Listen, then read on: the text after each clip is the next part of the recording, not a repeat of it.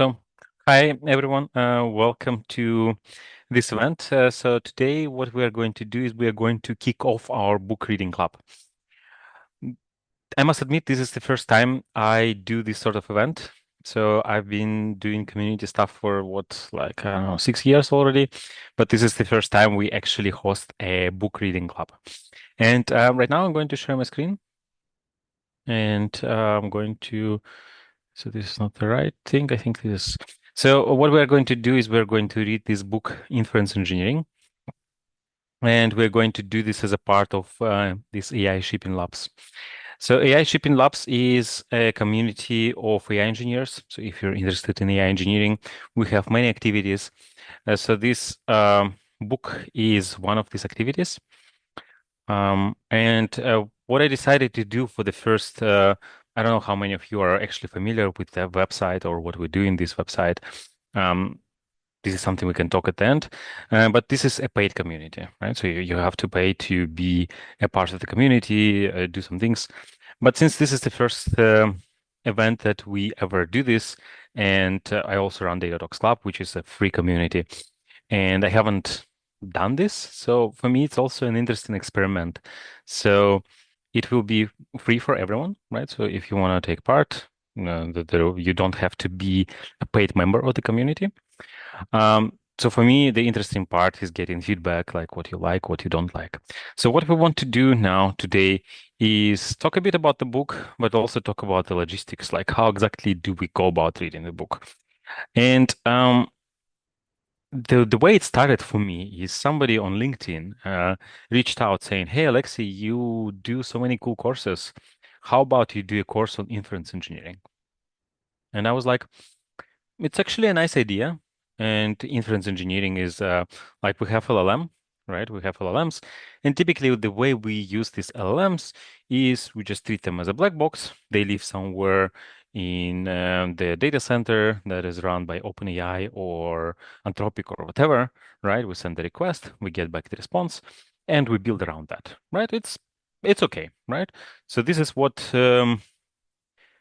the easiest way, right? So the models are hosted by somebody else. You just pay per token and you're happy, right? But it's not always the ideal scenario, right? Sometimes I live in Germany, right? Sometimes there are scenarios where you don't want to be sending data to somewhere. So I live in Germany and Germans, and I think it's also the case in many other countries, people in Germany are quite concerned about sending data to the States, right? This could be one of the reasons why people want to mm, run things locally. And in Germany, this is a very common thing. Like say, we don't want to send data anywhere. The data has to stay in Germany. It has to be served locally. But in Germany, there are no really providers that can serve models, right? So then what companies do at the end is they host these models ourselves. Or maybe you heard about Fable, right? Model from Anthropic. So one day there was this model, and the next day they were like, oh, the United States government decided that this model is too dangerous, so they just cut off the access to this model. Uh, um, for people who are not US citizens, right? I think that was the story. And it also raised a lot of uh, discussions, and people were like, okay, we don't really want to depend on the provider. We'd rather run the model ourselves, take an open source model, run it ourselves.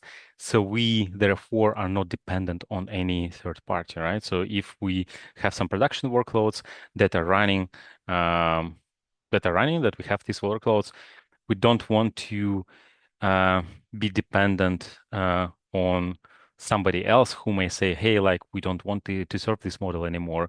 Or maybe the US government says, hey, like, you are not American enough to use it, or things like that, right? So there are a lot of discussions like that on the internet. And I thought it's actually a nice topic. And I must admit, this is a topic I don't know much about. So the only thing I did is there was a workshop that we did together where we took VLLM, VLLM. Yeah. So let me try to find it. VLLM. So we had this serving open models with the LLM on RunPod. So RunPod is a service where you can rent a GPU. And we took this VLLM and we took one of the models from Hugging Face and served it. Yeah, I think it was DeepSeek. So that was the only exposure I have to self-hosting models. And I thought, like, I want to know more about this. I started researching and I came across this book. And what is more, this book is actually free, right? So you don't like to get a book. Many people were saying that this is a very good book. So I started learning more about this and turned out that this book is free. So you can click on this digital download. You put your first last name and Basseton, I think is the company who is doing inference, right? So they are kind of inference engineers. They use this book as a probably it's a lead magnet or whatever. But people on the internet say that this is a very good book, and I thought it would be nice to read the book. And also there was a request from the community members of AI Shipping Labs of doing a reading club.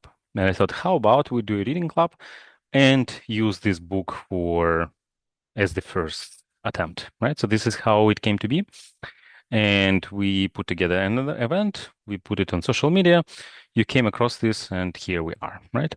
So what I want to do now is discuss how exactly we go about. And I want this to be a discussion rather than just me talking, right? So I want to understand how you see we should go about this. I have some ideas of my own, but yeah. So maybe right now, how many people do we have on this call? 37, right? So some of you maybe have some ideas of why they want to read this book, how they want to go about this. So if it's the case, if you want to share some of your ideas, please unmute yourself and tell us about this. But before you do this, I want to add a note that this conversation is being recorded. So if you're not comfortable with this, you can just leave a message in chat. But if it's okay for you, it's recorded, so your voice and face, if you decide to share your camera, your video too, they're going to be recorded. So just a disclaimer.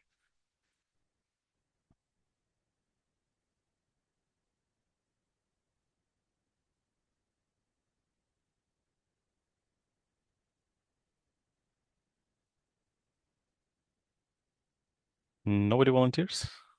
Hey, I'm Hey, Chandra. Chandra. I've been thinking about inference engineering a lot, Mm-hmm. particularly because I feel at least in maybe not the near future, but in a couple more years, there'll be a lot of local models running on different environments where some of the stuff will happen in our local model and some of the stuff will go out. Like as the complexity increases, it moves out. So for me, that is interesting about inference engineering as we run more models locally and apps have more local AI running. So that's why I'm curious about inference engineering. And then the second one that really caught my attention, I think, when I was really interested in inference engineering was the cost of AI. Uh, if you look at Claude or the recent model, they do something called prompt caching. And for me, it was like, how do they even do prompt caching? It doesn't make any sense to me because every time something goes to the LLM, then you have to put it again, and then it does there. And prompts can change, the text changes, and I'm still trying to understand like the prompt caching. And that for me, I think if you understand inference engineering, which is the math that is being done, I think it gives you a really good insight into how to do prompt caching and then most probably optimization of costs. Like there are things that you can do if you learn about inference engineering where you can make the cost of inference cheaper. And that I think, yes, that is for me a very interesting, like how do they even think about it, right? So Mm-hmm. those are the two things, especially for the cost part, which is what got me to inference engineering. Mm-hmm. I actually bought the book because I like the more physical one. It takes a Uh-huh. little while for you to. I think I don't know where it's being published. It took me a while to get the physical book, but the physical book is I prefer physical books because I can underline and write. Mm-hmm. Yeah, they do introduce a lot. I tried the first two chapters. They introduce a lot of concepts initially. So, I mean, one of the suggestions that I'd give is maybe we can start off with, I think the prerequisites part and the models part, I think is a good, the first two chapters are good where we can come back and discuss and look at the concepts. Um, Hmm. yeah, before we even go to the GPUs and the hardwares, I think those Hmm. two seems to be a pretty good introduction to like a very high level bird's view of inference. Hmm. That's all I got. I couldn't go to the hardware yet, but that's where I'm at.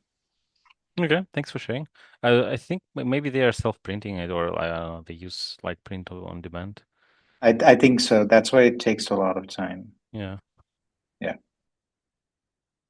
because like they are not really publishers; they are a company like ID company. Yeah, and there's a good there's a link I think on base 10 if I'm not wrong. Yeah, because Ebe is asking where did you get it from, and I think if I go here, paper Yeah, copy. it's yeah, you can get a paper copy. Yes. Okay. There is also a good podcast by the author. Like I also shared the link with Scott Hanselman. Uh, Scott Hanselman is a really good guy from Microsoft that I listened to. And I thought they had a really good conversation on inference engineering, which might also be something that, as you're listening to him or what his idea, where he's coming from, would also be a good, for Mm. me, help. But I can see that actually he's been on quite a few podcasts. Quite a few podcasts. That's what I was about to say. I think Gebaston came out, my Hmm. favorite was Scott Hanselman's, or at least my bad. That's where I got introduced to him, and I thought, okay. They talk a little bit about. I put the link in the Zoom chat. Let me check. Yeah, that the videos one. Um, like how much depth it goes, what are some of the things and stuff. So if the team's interested, I do think inference engineering is I'm sorry, I'll stop speaking.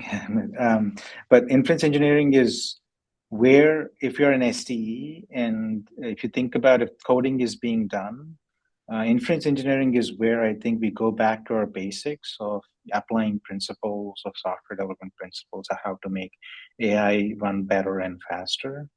So it's a really, really interesting field for me. Thank you. For me, the motivation is very similar, right? So when I talk about prompt caching, I have very, very slight idea of how exactly it works. Very, very slight. And I don't think it's even correct, right? So like I want to understand these things. And besides, I see that these are the things that some companies ask on interviews. And like, let's say if I ever decide to interview for an AI engineering position and they ask, hey, explain how attention works or explain how Kiwi cache works, KV, right? Or whatever it's called. Um, like I want to be able to answer that, but also I want to be able to, I want to know this, right? So I want to stop treating LLMs as a black box where I just, send it a prompt, pay some money and get back something, but, you know, start peeling this onion and try to look inside and understand, okay, like this is how it actually works. And yeah, I'm waiting for the day where we will be able to run models like today's Claude, but on our computers. I think maybe in a couple of years we'll live in a world like that, where we can just run local LLMs and stop paying for to do these companies a lot of money. But yeah, we will see that. Okay, thanks for sharing. Um, anyone else wants to? Manju, Yeah. Hi, hi. Alexi. Yeah, I was expecting to see you here. Yeah. So, how are we planning to go through the lessons? Means after each lesson, if there is an hands-on session, right? It will definitely help. Yeah, so like if there was, I didn't check the book in this detail, in this much details. There is actually like an exercise session. This is what you say at the end? Uh, Or- yeah. I am also seeing the book now only. Okay. So, No, like so for me, the way I see it is. I don't know. I know that there are, for example, in Berlin, there are meetups where people get together, they read a book separately, but then they get together and they discuss the book, right? So my idea is to try to recreate something like this. But if we also want to have some hands-on exercises and somebody wants to volunteer to come up with these exercises, it would be amazing, right? I don't see anything bad with that. Yeah. So theory with hands-on will stick to mind more Hmm. firmly. So Yes, that is definitely true. yeah.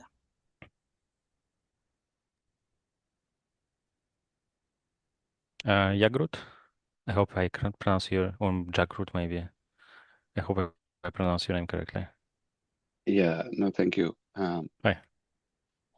So I think the few things I can think I of. Yeah, I don't know yeah, if can anyone hear Jagrut? yeah. I think you're sounding distant. Could be your head microphone, Jagrup. Uh,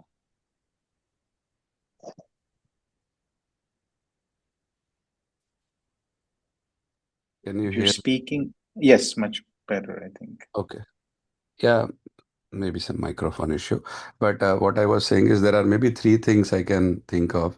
One is all the techniques that are being used for the optimization. So, which technique, first of all, what the basic technique is, what are the trade-offs in that technique, and which models have actually implemented it.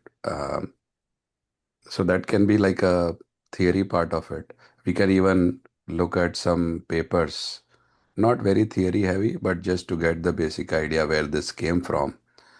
And then if there is a way to somehow simulate it or do an exercise where we say, okay, we apply the technique versus not, and then how to see what change it made. And look at examples of real models where this has been done, because I assume that not every technique will apply to every model in the same way. So, large model, small model, just understanding those things. Somebody who wants to run um, a model at in a with a resource constrained hardware, what would they go for versus somebody who is like a frontier lab? How would they? Mhm. Because everybody needs to optimize, that is for sure. But what are the trade-offs? Understanding those things and then picking something that you can actually do with whatever hardware or cloud resources you have. So that is one. And then maybe briefly in passing, looking at any papers that from which these ideas came from. That and then I think productionizing the models. How do you actually, let's say, you because I think lot of more work will be required to productionize and serve a model Mhm. compared to developing the model. So how do you even serve these models? How do you scale them? Um, is are there like and there are so many companies that provide like bring your own model and serve it. So how do you do that versus if you have to provide a provide a product where you host other people's models? What are Mhm. the trade-offs in this? Or even if you are maintaining even if you are in a company and um, maintaining this feature where okay, I'm in a part of a team that is involved with model serving and scaling up. So what are the differences between um, non-LLMs versus LLM serving? And that is where a lot of practical we could do. We could come up with our experiences, share what works and what doesn't work, um, just get an insight. So I think those are the things. And as a part of that, I I think if the natural touch point is to go into the GPU architecture, why this was the case, then we can go deep into that. Mhm. I think Those it's are one of the chapters hmm. uh, about architecture. At least this is what I understood. Like Chandra, you mentioned you Yeah, I think almost reached it, it's right? We have I hardware think and software chapters. so. Just so that I set expectations of the book. My understanding of this book is it's not going to dive deep into anything. It tells you like a broad language that you can have a conversation with an inference engineer, but it doesn't dive deep very much into like executing it and coding and stuff. They give you alternatives of how it's being done, but there are resources online to do it for sure. And Jagrat, I think the first chapter talks a little bit about how do you evaluate models or offline and online and stuff like that. So there is a discussion that you were saying. But if you're expecting it to be one of the technical books like the ST books where they give you code and you run, I don't think this book is that. It's very high level in that terms. It'll get you the concepts, but not necessarily anything in there that dives deep. Yeah. Oh, No, that really helps.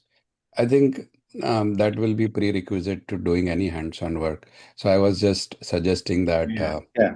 we understand, and then whatever is the area of interest or focus, um, we could pick and choose things to implement. Maybe it is not the same thing for everybody, but Right. do that, scope whatever we would like to do.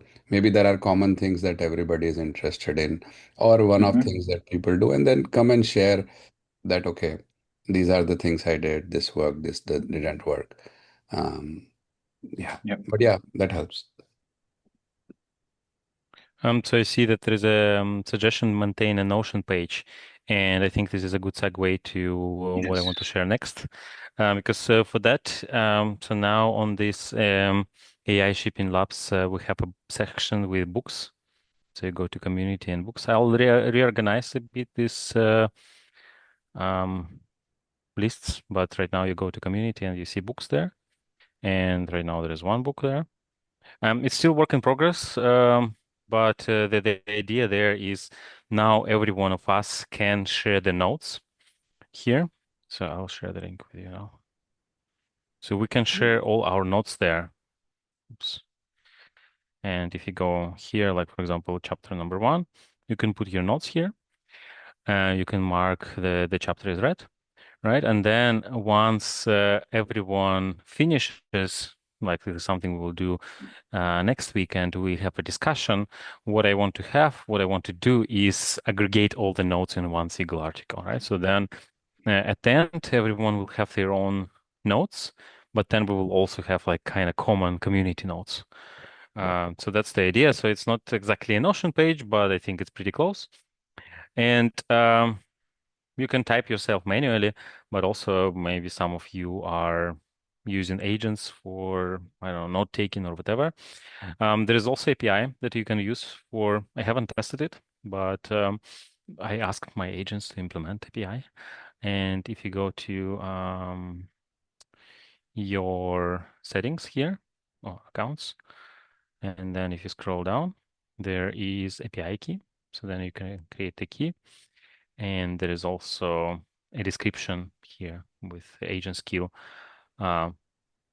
Like you can just tell your agent, hey, check this skill, and it will know what exactly you want, because there are different APIs that you can use, and one of them is books API. So there is an API for putting notes or modifying notes there, right? And then at the end, what we can do, as I said, like everyone can contribute their notes there, and then we can put them together, aggregate them together. And right now, it suggests 1 week per chapter, but I look at this book and I don't think we actually will need 1 week per chapter. So I suggest a slightly different mode, but then we can also adjust later. So maybe Chandra, you'll correct because you always 0 and 1. I think yeah. I believe as we go after chapter 2, we will need a week For because each it's chapter. almost Yeah. from chapter 2 we will need a week because I think it's like that math thing where your first chapters are easy, but then they suddenly start talking about calculus and stuff. I believe 0 and 1 can be a week. It's week reading.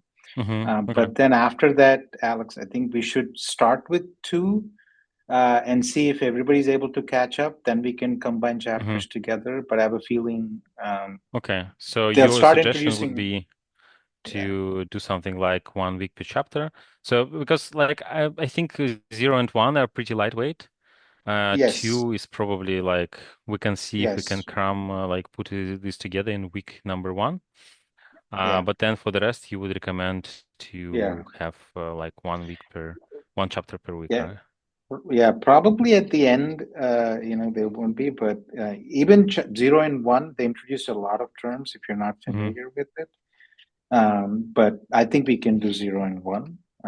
Okay. But then two is where they talk about the transform blocks and attention.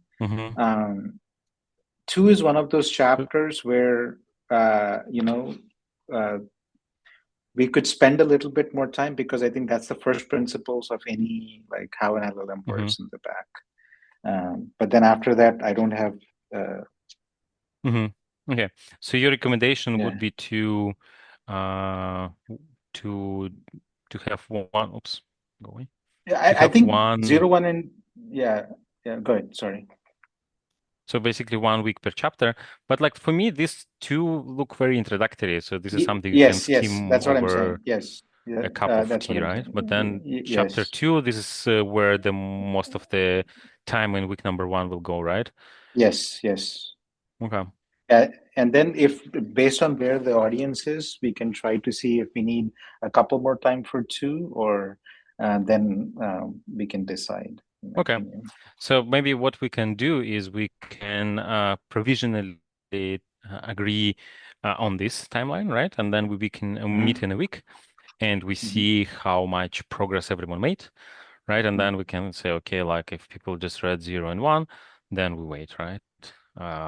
Or if everyone finishes chapter 2, we continue to chapter 3 in week number 2.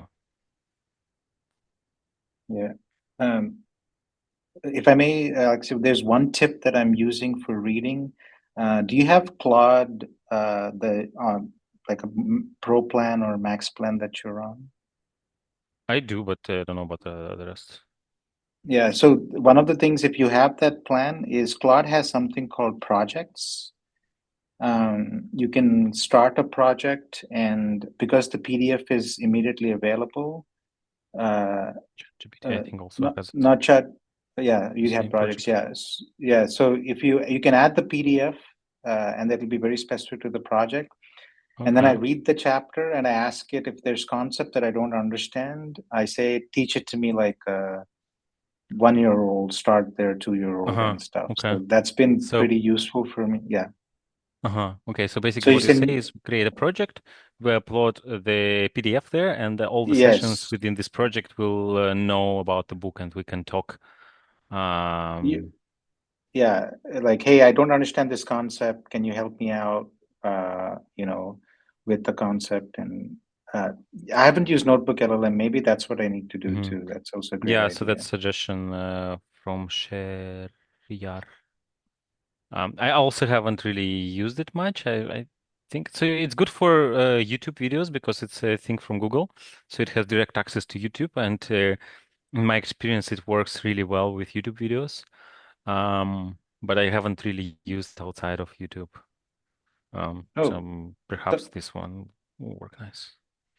okay. I'm going to try the Notebook LLM, and then Mm-hmm. somebody put in, I think Gokulan also put in a website, which I've seen for the first time. So this is a great part about book clubs because this has quizzes and exercises. This is perfect. Okay. Yeah, It's I'm going to actually take a look at this. Yeah. so this is created by the author. Is it created by the author? No, I digitized by Swapnil. So maybe somebody It, else did this. I don't know. But anyways, it's very nice resource, right? It's like based on the book. yeah, it looks a lot like, I mean, I can look right now, I can tell by the fonts and stuff. It's probably done by Claude Design, but yes, it is, I think it is. Thank you for this resource. I think this is perfect then. We can try to follow I think Jagruth made a point about, looking at this. Maybe we can dive deep a little bit about with the interactive diagrams and stuff. So this is pretty cool. And as far I can see, the book actually includes some exercises. Right, Manju, you were mentioning hands-on stuff. And here we go. We have some of them. Where did you see exercises in the book? I don't remember. Maybe it comes after part 2. Maybe it's like in line kind of. So you read the book and then there is like, hey, now Oh, calculate. gotcha. Or maybe this is like whoever put this together thought, okay, like here the concept I didn't really get. Let me turn this into an interactive exercise. I think that's more like because in the book, at least the first 2 chapters, I didn't remember seeing any exercises. So okay, this is a great resource. Thank you, Gokul. So what I will do is everything we say is recorded. I also have access to the meeting chat. So probably in the coming days, I'll create a summary and we will also have this summary on the website. And there is also what I didn't show. So when we meet, right? So we have the chapters and you can go through the chapters, you can add your notes, you can mark them as read. And you can also use your agents to do this. And also we have this list of our meetings, right? So the next one will be exactly in 1 week on Monday. I don't know if we can stick to this Monday cadence. We will figure out. Maybe it will be a slightly different time. But yeah, I want to meet once per week where we can discuss. Also, since I know not everyone has access to Slack, in Slack I created, can I quickly see it? No, wrong one. So in Slack I created this books channel, so you can we can also talk about things there. If somebody cannot attend the meeting, right, then this is something we can use to interact too. But I want to be able to discuss most of these things online. Well, of course, with this amount of people who signed up, it's hard to find time that fits everyone. We can figure out how to do this asynchronously. And maybe you have some ideas how to actually, maybe some of you have been a part of a book club or you have some ideas how to organize it. Because for me, this is the first time. I have some rough ideas, but maybe you can also share from your experience what worked or what you want to try.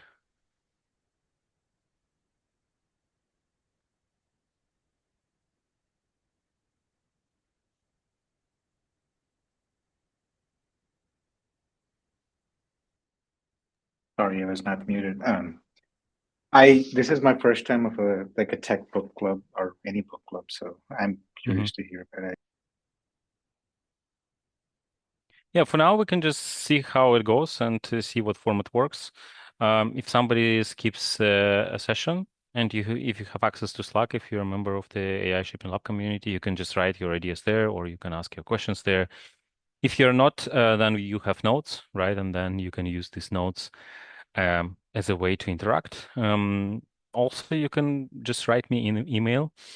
And perhaps right now you don't have any suggestions, or perhaps you are even not maybe you couldn't even attend these meetings, right? And you are watching this meeting now in recording, and then you have some ideas how you can make it asynchronous, right? So then this is something we can discuss, right? So I would suggest just go ahead. Now we agree that this week we read chapters number 0, 1, and 2. And next time we meet, we see how much we could actually read. And then you can use whatever tool you want. You can use ChatGPT, you can use Codex, Claude, Notebook LM. And then if you like this idea of putting notes there, you can put your notes there. If you like using API, you can try to, I don't know, ask Codex or Claude Code, hey, like there's this API, here's my API key. Can you please put notes there? And then I can see how it goes and we adjust. And I see the question from Rebbe about Slack link, please. So for that, to get the Slack link, you need to go to aishippinglabs.com and then you go to membership and then you select the one. So the one with main and premium has access to Slack. The ones below do not, right? So this is a paid community, and Slack is one of the features, right? So right now, this book club is, as I said, an experiment. That's why it's open. But eventually, like if you like what you see, so also my goal is to promote the community and show like how cool it is, and then perhaps you like what you see, and then you decide to join, right? But yeah, if you want to actually join Slack, then this is what you do. So you go to community membership, you check the plans you like, and this they contain access to Slack. And there's a lot of like you can just poke around and see if there is anything that is interesting for you.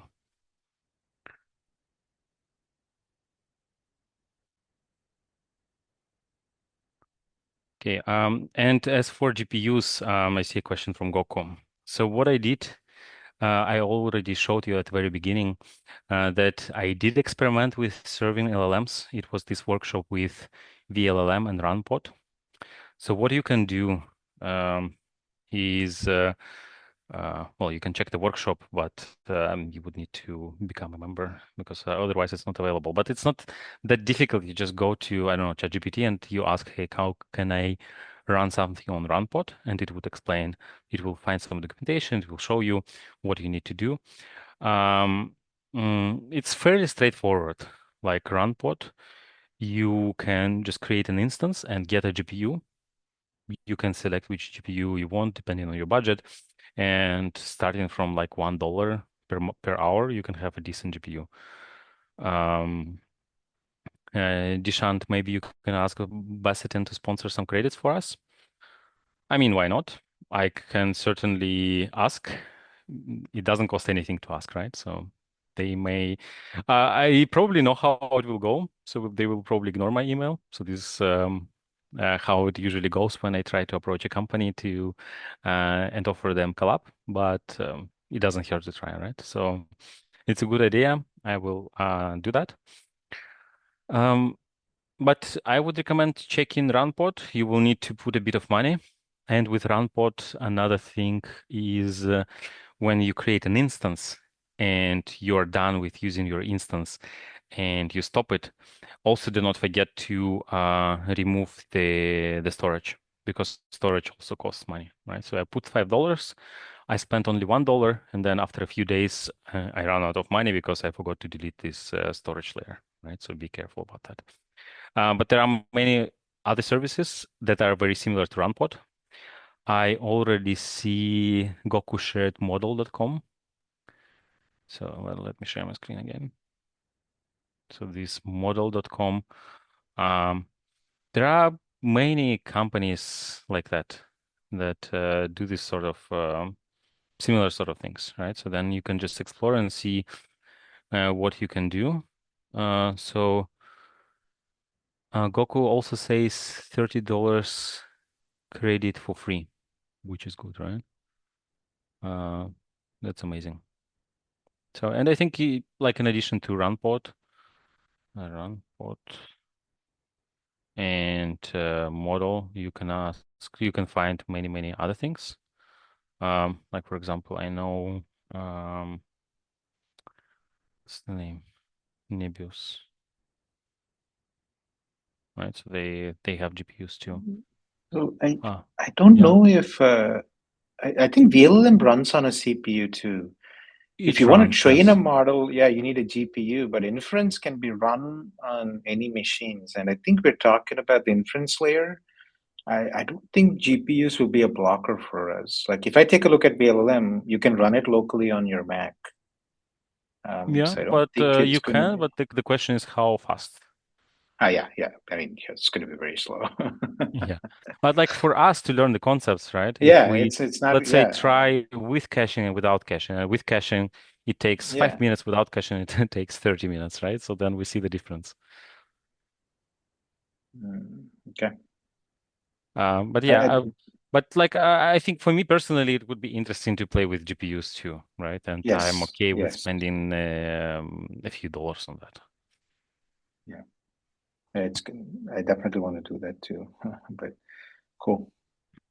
And another idea I have is we have Colab, right? Colab does not have very good GPUs, But maybe for some things we don't need perfect models, right? So maybe we can find models that can run in Colab just to test our understanding. Maybe like this model will not be able to implement, I don't know, create a game in Rust, right? But it will be able to generate coherent text, and it can run in Colab, and then we can see different things, how they work and how they affect the inference speed. Because I think like attention is a relatively old concept. Here. Attention. Attention is all. Are you talking about the Yeah. paper? Attention is all you need. Yeah, I think it's relatively old, right? 2017, right? And then like some things. So what I'm trying to say is we don't have to run like Kimi K3 or whatever, right, on our computers. Maybe there's like super distilled, super small model that we can run and can test concepts that will fit the GPU that we have on Colab. Maybe that's all we need. And then some concepts like attention, it's relatively old and now kind of considered classical, right? So some things will definitely work on just Colab. Okay, I'm going to stop sharing. Okay, well, I guess that the plan is clear. We read chapter 0, 1, 2. We meet next Monday at the same time. Everyone who sign up for this event will also get an invite for the second one. Then, based on what we discussed today, I'll put together a chapter. It will probably take me 1 or 2 days. I will send an email to everyone. I hope I have a way to send this email to everyone who registered. And then we meet next week. If somebody can't meet, and if you're in Slack, you can write your update in Slack, or we find a way how to do this. And I would be personally interested in your feedback, like how you find your way around the website. Do you like the interface? Maybe there are some things that you like, but there could be more. Maybe something is missing. So for me personally, this would be quite interesting to do that, to hear that. Yeah, if anyone wants to say anything in addition, we still have time, right, to discuss things.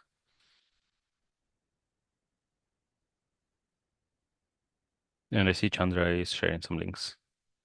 I went to this guy's talk. IBM has this thing that they want to open source VLLM, and I thought he was pretty good and has some of the concepts where you can actually run it locally.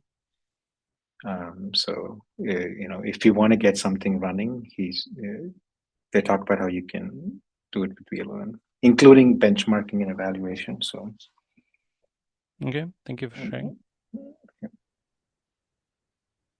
and it's only, I think, about 2 hours. Mm-hmm. Yeah, so I want to talk a little bit about maybe what are some of the tips and tricks that you guys have found out to learn something. I mean, when I'm reading something, I think that I understand it and stuff, but I think the important thing is recall. So what I do is I basically, if I have to read 2 chapters, I don't wait for it to understand. I speed run through it, and then I go back and then start to fill in my gaps. What are some of the tips and tricks you guys use when you're reading technical books? Maybe we can take 5 minutes if that's okay, Alex.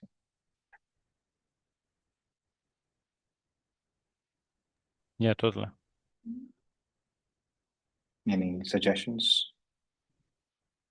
I have some, but maybe somebody else wants to share. So I see Goku wrote notes. I write, and that's how I learn. Alexei mentioned quizzes. Yeah, Jagrut?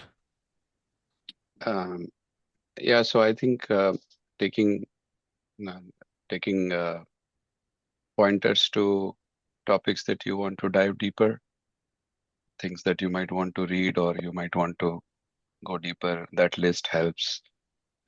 Things to try out helps.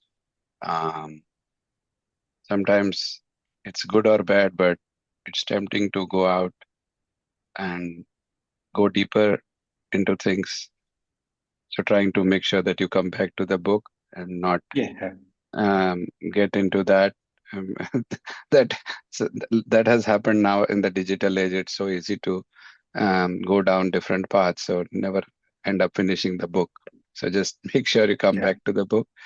And then one thing that really helps is discussion, because when we are thinking, we can only think like in a particular train of thought, or we have a narrow view. But discussing really helps because that brings out the diverse perspectives. So to the retention part that Chandra was saying, I think the retention, whenever you discuss, the retention really goes up. Those are some small in common sense tricks, but I thought let me share. Yeah, I have a word for it, Jagrat. I call it going down the rabbit hole, where I'm like, I start a YouTube video, and before the 3 hours are done, and I've like completed one chapter of the book. So, yeah.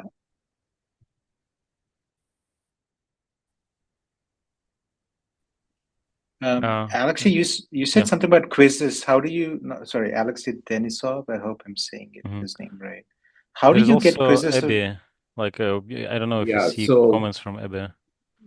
If I may, what I do is I just pump in all the notes and everything into, be it Perplexity or Claude, and I set different levels to quiz me, like a beginner, intermediate, and expert.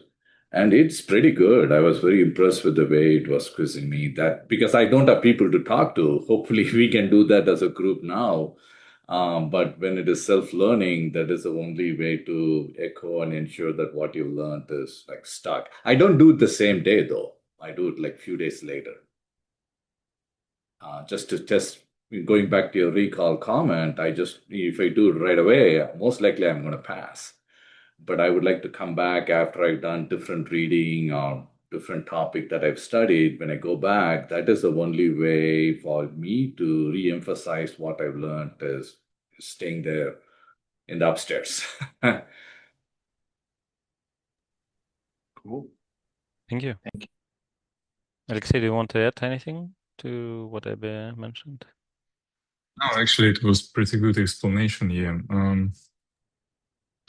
I use native Claude tools for generating quizzes, but for sure you need to harness it a little, at least using the terms that you already know. So it should be iterative process.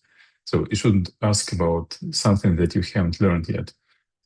And sometimes it gives hints kind of for you as a person. You understand what the choice is the right one. But these are kind of things on how to tune your platform.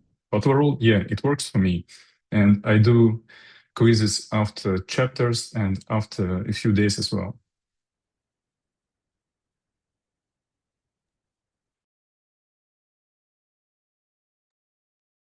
Thank you. I see comments from Sheryar. Whenever I read the chapter concept, I lock my room and pretend like I'm teaching the concept I learned to an audience, and that helps a lot. And this is what I was going to say. So this is how I do this. But it's also a combination of, so I take notes. I like physical notes. So like right now we're talking and I'm taking these notes. And also when I'm reading a book, that's why I cannot read a book when I'm commuting. I want to write it down, and then if I'm commuting, I cannot like read it and hold the book and then the notepad in the other one. So I need to really have focus time. So then I take notes, and then what really helps is doing something with these notes afterwards. So for me, this is very time consuming, but this helps most. Is then I try to turn these notes into some sort of wiki structure I can share. So this is something I was doing during the university. I don't have time to do this now because this is very time consuming.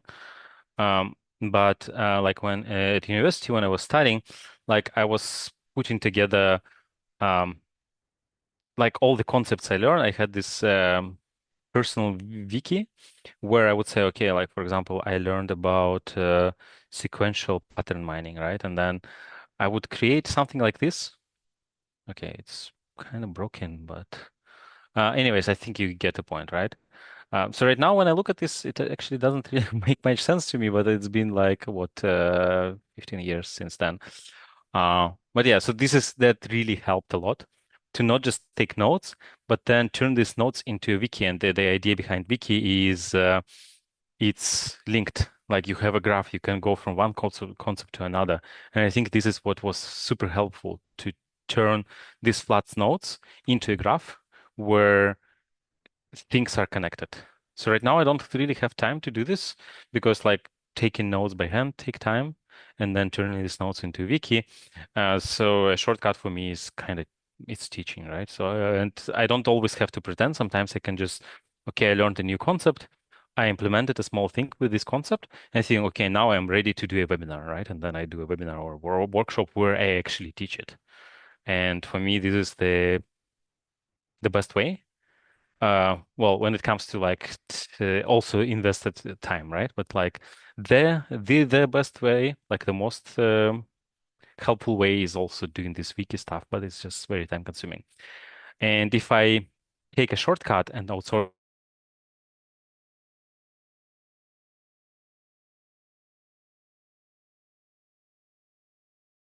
no. Okay, that's my 2 cents. Thanks, everyone. That was helpful. I think I thought I was the only one with the recall and stuff. It looks like everybody has the kind of like teaching, and recall. It's cool tips. Thank you. Yeah, and Isa, yes, there will be a TLDR. This is recorded, and I'll create an article based on what we discussed.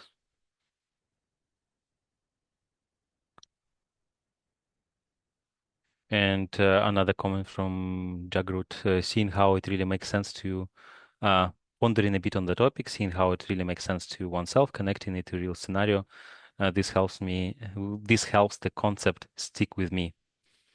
So read with intention. Yeah. So I think this is also what I mentioned, that I take notes and then I try to implement something. I really need to do something with this, like maybe write a small program or draw a diagram or do some sort of create something from this. Like if I produce a diagram, produce a piece of code or something, then it sticks with me, right? And then I can try to explain maybe to somebody with this diagram.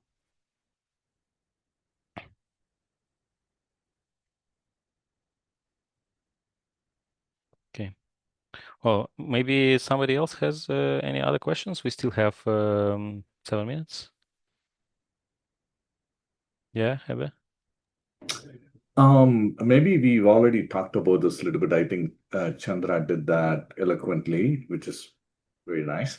How do we plan on firming up the concept that we are learning? Are we trying to set up a local compute, or I would love to know once someone has successfully established a practical studio lab kind of a thing, maybe we can copycat it a little bit and practice it. That is something that I would love to hear from you guys as to how you're planning to proceed.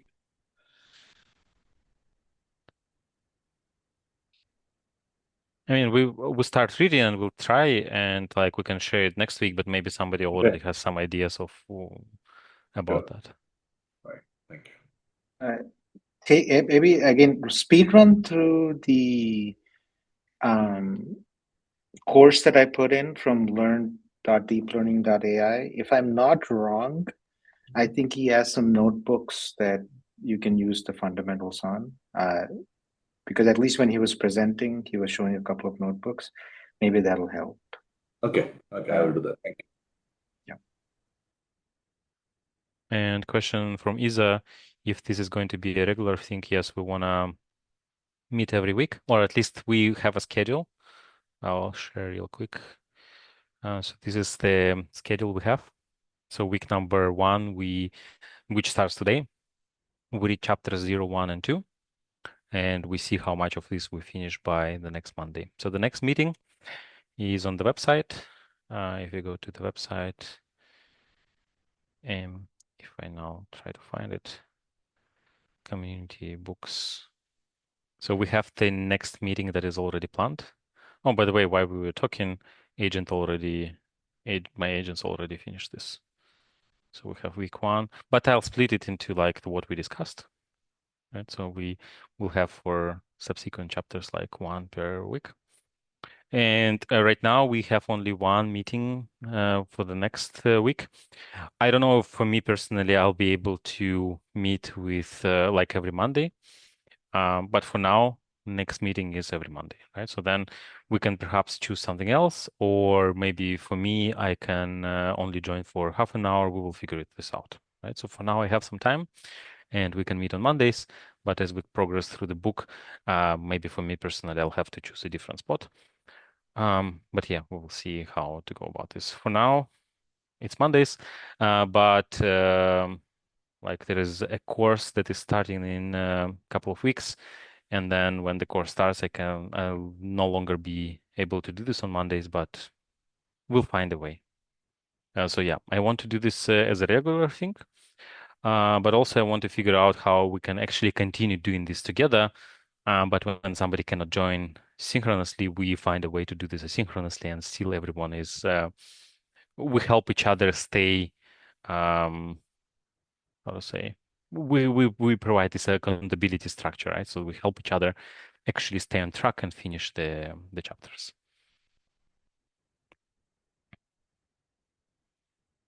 Yeah, I hope, Isa, I answered your question and maybe also clarified it for the rest.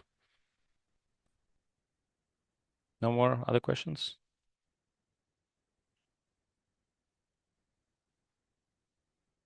And also there is I'm trying to test this voting functionality or polling functionality. So perhaps once I understand, okay, I can no longer do this on Mondays, I'll just run a poll with times where I'm available, and we will select the time that works for the majority. So I think this will be the easiest way. Okay, I guess that's it. So thanks everyone for joining us today. I see that quite a few people joined. I am very happy to see this turnover. So thanks a lot. And we meet next Monday at 5 p.m. Central European time. So actually we didn't talk about like where you're joining from. So I hope it's not too late or too early for you. So yeah, we see each other next week.